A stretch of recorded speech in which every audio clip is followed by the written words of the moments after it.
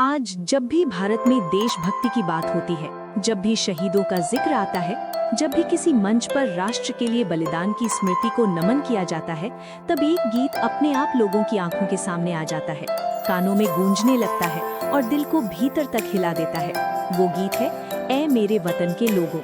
ये कोई साधारण गीत नहीं है। ये न किसी फिल्म के लिए लिखा गया था, न किसी मनोरंजन के उद्देश्य से बनाया गया था। ये गीत भारत के इतिहास के उस दौर से निकला जब पूरा देश भीतर से टूटा हुआ था, जब हर घर में चिंता थी, हर माँ की आंखों में डर था और हर नागरिक के मन में ये प्रश्न था कि क्या हम अपने वीरों के बलिदान को सच में समझ पा रहे हैं। सन 1962 भारत और चीन के बीच युद्ध हुआ। ये युद्ध सिर्फ सीमाओं पर नहीं लड़ा गया, ये युद्ध भारत के आत्मविश्वास पर भी हमला था। इस युद्ध में भारत के अनेक जवान शहीद हुए। पहाड़ों की बर्फ में, दुर्गम रास्तों में, बिना पर्याप्त संसाधनों के हमारे सैनिकों ने देश की रक्षा करते हुए अपने प्राण न्यौछावर कर दिए। जब ये समाचार देश तक पहुंचा, तब पूरे भारत में शोक की लहर दौड़ गई।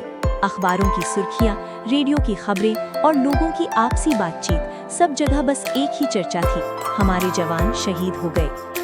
उसी समय एक कवि थे, कवि प्रदीप। उनका असली नाम रामचंद्र द्विवेदी था, लेकिन देश उन्हें प्रदीप के नाम से जानता था। कवि प्रदीप केवल गीतकार नहीं थे, वे राष्ट्र की आत्मा को शब्द देने वाले कवि थे। जब उन्होंने 1962 के युद्ध की खबरें सुनी, जब उन्होंने शहीद जवानों की तस्वीरें देखी, तब उनका मन व्यथित हो उठा। उनके भीतर एक आग जल रही थी, एक पीड़ा थी, एक सवाल था कि क्या देश उनके बलिदान को केवल खबर बनाकर भूल जाएगा या उन्हें हमेशा याद रखेगा। इसी पीड़ा से जन्म हुआ ऐ मेरे वतन के लोगों गीत का। ये गीत किसी आदेश पर नहीं लिखा गया, ये गीत किसी पैसे या प्रसिद्धि के लिए नहीं लिखा गया। ये गीत एक कवि के दिल से निकली हुई सच्ची श्रद्धांजलि थी। प्रदीप चाहते थे कि ये गीत देशवासियों को झकझोर दे, उन्हें रुला दे, उन्हें सोचने पर मजबूर कर दे कि जो आज हम चैन से जी रहे हैं वो किन की वजह से संभव है। गीत के संगीत के लिए चुना गया सी रामचंद्र को।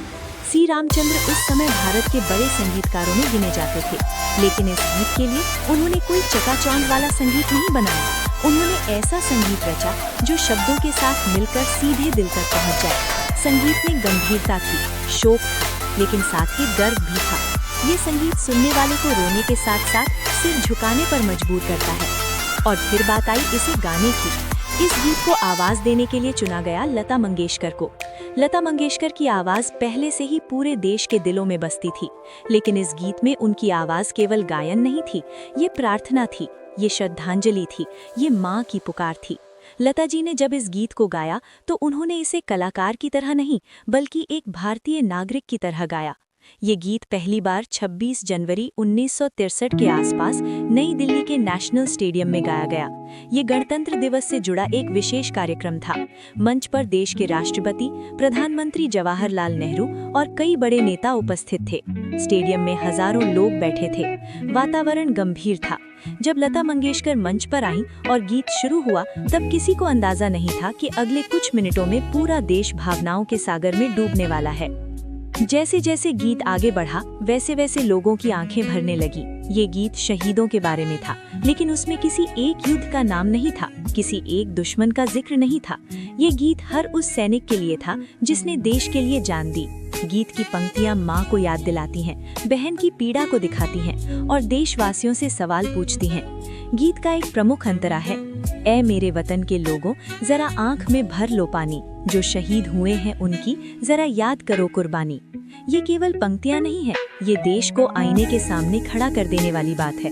कवि कहता है, अपने काम छोड़ो, अपने आराम भूलो और एक पल के लिए उन लोगों को याद करो जिन्होंने सब कुछ छोड़ दिया। कहा जाता है कि जब ये गीत समाप्त हुआ, तब प्रधानमंत्री जवाहरलाल नेहरू की आंखों से आंसू बह रहे थे। वे मंच पर खड़े होकर लता मंगेशकर को बधाई दे रहे थे, लेकिन उनकी आंखें नम थीं। ये दृश्य अपने आप में इतिहास बन गया। उस दिन के बाद ये गीत भारत की आत्मा का हिस्सा बन गया। ये गीत किसी फिल्म में नहीं आया, फिर भी ये हर फिल्मी गीत से बड़ा बन गया। ये रेडियो पर बजा, स्कूलों में गाया गया, सैनिकों की शहादत पर बजाया गया और हर राष्ट्रीय अवसर पर इसकी गूंज सुनाई देने लगी। ये गीत समय के साथ पुराना नहीं हुआ, बल्कि हर साल और ज्यादा प्रासंगिक होता गया। ऐ मेरे वतन के लोगों हमें ये याद दिलाता है कि देशभक्ति केवल नारे लगाने से नहीं होती। देशभक्ति का मतलब है बलिदान को समझना, शहीदों के परिवारों के दर्द को महसूस करना और अपने कर्तव्यों को ईमानदारी से निभाना। ये गीत आज भी जब बजता है तो नई पीढ़ी को ये एहसास कराता है कि आज़ादी मुफ्त में नहीं मिली। ये गीत इतिहास की किताबों से बाहर निकलकर सीधे दिल में उतर जाता है। यही इसकी सबसे बड़ी ताकत है। ये गीत एक चेतावनी भी है और एक प्रार्थना भी।